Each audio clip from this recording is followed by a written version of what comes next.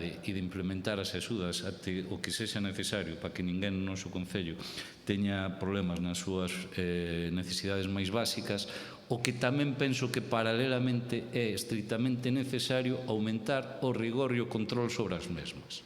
Vale? Ser serios e que desde logo non existan casos de que xente se aproveite de situación que non ten dereito ou posibles casos de descontrol. Eu creo que iso é tan importante porque é tan de xustiza como o primeiro, non? Por lo tanto, nada, nos vamos a apoiar a proposta. De acordo, moitas gracias. Turno para o PSOE. Ben, agradecerlle á concelleira e ao Goberno que se nos enviaran estas bases incluso antes da convocatoria das propias comisións.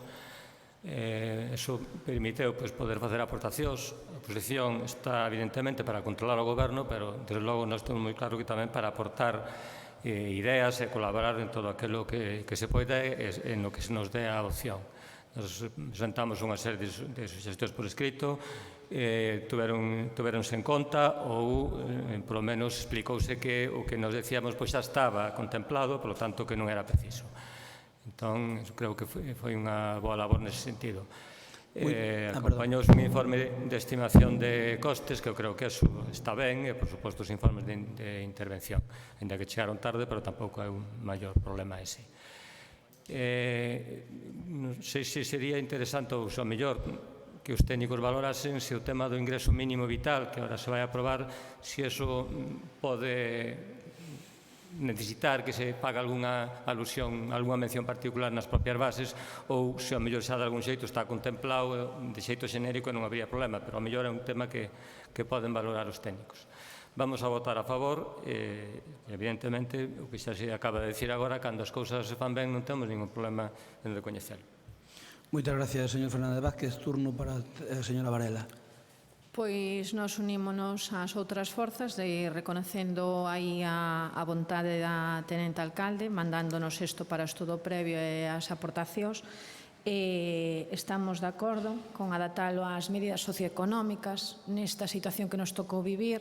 Eu creo que este é un concello exemplar no que a oposición traballou man con man co goberno para poder palialo na medida do posible. Volvendo a ler o texto definitivo, sí que me chamou a atención no artigo 9 o das cuantías das axudas, que é unha proposta da concelleira ou concelleiro de Política Social de queda a él propoñelo ese incremento nesas axudas. Eu creo que aí non debería haber discrecionalidade política, porque sí que se recolle moi ben no artigo 12 que haxa un informe da traballadora social. O artigo 12 refieres a outro punto en canto á xustificación, á verificación da xustificación, pero ao mellor podería ser aplicaba para que non haxa esa discrecionalidade, como che decía, paz política.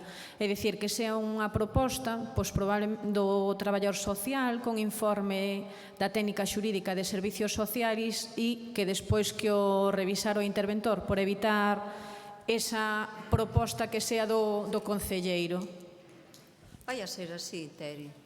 Non, porque pon exactamente que a proposta é túa. A proposta sí, pero sobre a proposta técnica, por así decirlo, do técnico que é quen vai a facer a valoración.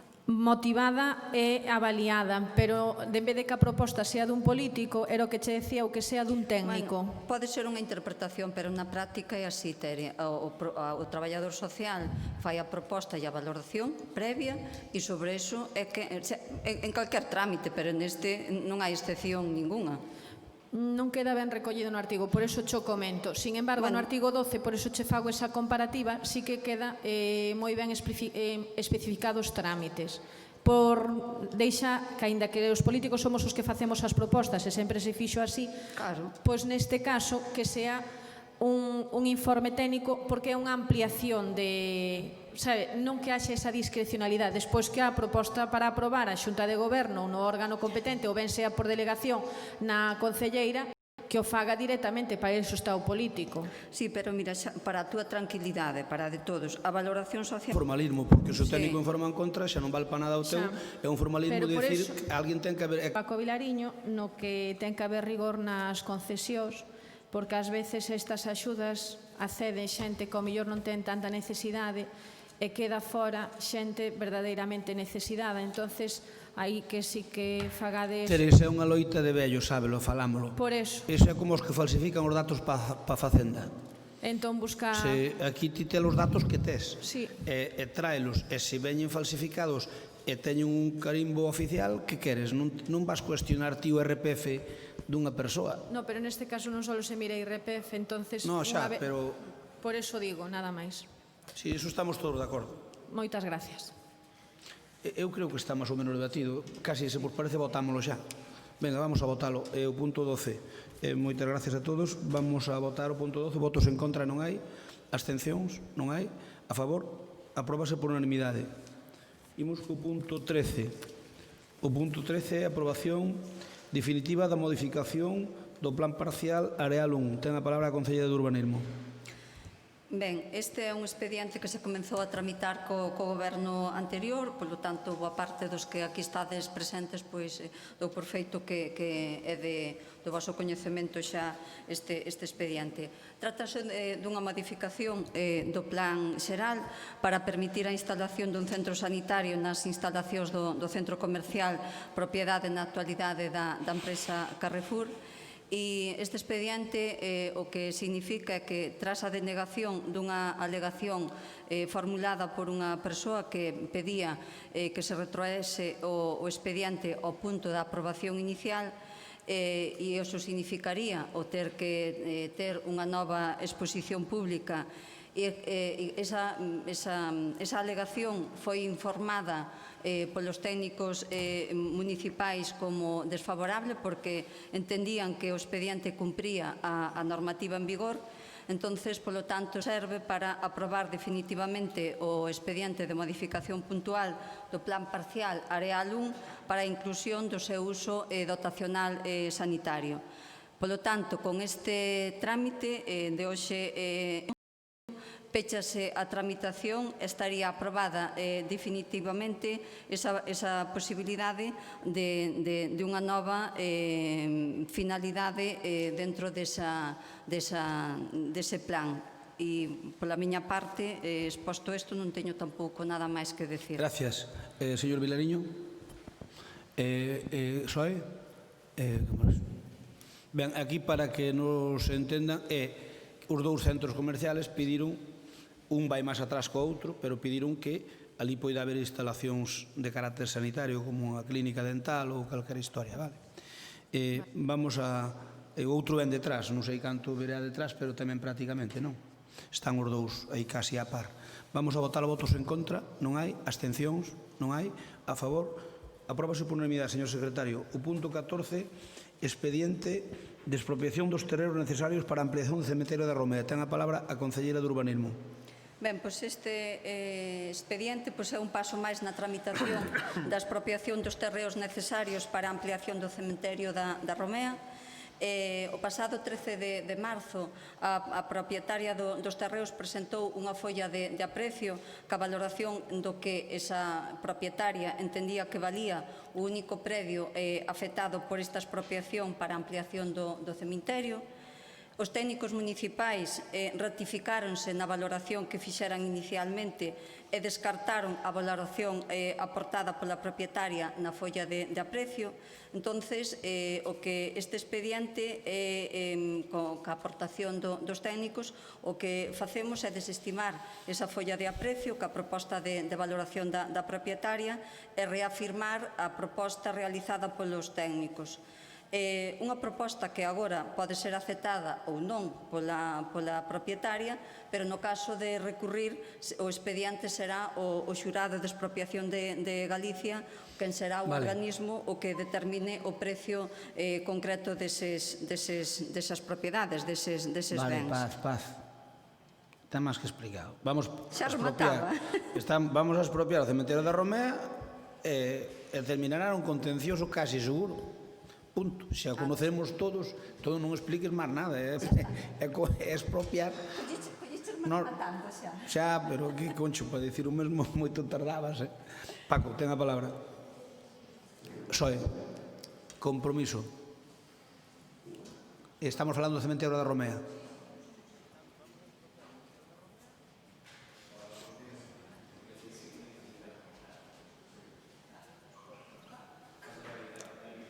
Dalle, Medela. Está. Hola, bons días. Bueno, benvida María. Ahora, aquí no pleno, pues, a maioría de Vilatuxe. Se nos poñemos para un lado, pues, hai que tomar medidas. Bueno, pois, nós estamos de acordo ca ampliación do cementerio, non? O que si queremos é que se chegue a un acordo cos veciños, pois, no tema antes de chegar á expropiación, non? Porque o que fai isto dunha expropiación é o aliortas entre o Concello e veciños, é o único que fai é demorar o tema da expropiación, non? O sea que nós o que queremos é que non se pase por encima de ninguén e que se intente chegar a un acordo no precio cos veciños. Nada máis. A ver, Medela. É así. Como chegamos nós, que a finca de Vilatuxe, chegamos a un acordo. Hai un propietario. Bueno, pois hai que chegar a acordo con ele, hai que intentar chegar a Hai acordo con ele. un propietario, por favor, pero, a ver, é como se non nos conoceramos, non? Hai un propietario que nos dixémoslle que lle queríamos comprar en tanto e fai unha folla de precio totalmente desorbitada. Nós temos que defender o interés general, amigo. Está claro, pero por eso hai que chegar a un acordo, ben por veciño e ben por É Concello. un acordo? Claro, lógico. Vale. Unha cosa, alcalde. Pareceme ben. Alcalde, quería Sí, hacer señor secretario. Sí, solamente dicir que neste expediente que está feito con moito cuidado, moita atención, Xa por si acaso. están valorados, están individualizados todos e cada un dos árbores, polo seu diámetro e pola súa altura, todos. Non hai ningún que non este aí no expediente. De todas maneiras, señor Medela, intentaremos, sabe que hai uns árboles grandotes aquí na entrada, e cando fagamos o proxecto vamos a intentar o que son carballos, pinos e por aí non hai problema, pero o que son carballos vamos a intentar aqueles que quedarían na parte de ampliación da carretera, porque a carretera a Avenida da Romea ali despois do primeiro tanatorio leva un ancho considerable, entón, inda que iso ten que ir para viales, obviamente, pois vamos a intentar ao mellor cambiando algo do proxecto para salvar ali hai 3 ou 4 carballos que hai que salvalos e que vale a pena salvalos. Entón, cando se encarga o proxecto de, digamos, de execución, obviamente vamos a telo en conta, por suposto. Ao mellor algún non é posible, pero o gallá, se hai unha fórmula que permita, ao mellor, home, non vas facer así a carretera, pero ali hai algúns que poden quedar, non vai quedar a mediana, non vai quedar tan no mesmo nivel que a queda a outra, porque ven de vello e para salvar ali algún árbol hai que cambiarlo un pouquiño. Estéticamente, cando mires de arriba, vai parecer que está un pouco torcido, pero, bueno, creo que vale a pena ao mellor ali salvar. Hai ali 3 carballos singulares que non son tan vellos como eu pensei que eran máis vellos, o que pasa é que medraron moito, debe ser boa terra, e medraron moito, entón hai ali 3 árboles ou 4 que serían necesarios. Por lo tanto, cando se faga o proxecto, terás en conta de salvar o máis posible de árboles. Ahora ben, chegar a un acordo que a propiedade, eu atrevo-me a decir que é prácticamente imposible. De todas maneiras, eu si quere nombro a vostede mediador, se se ofrece, eu se quere nombro a vostede mediador, e se consigue un mutuo acuerdo co que din os técnicos municipales o máximo que pode pagarse isto, felicitareite públicamente. Home, unha calle non che podemos poñer, pero sí que che damos unha medalla ou algo,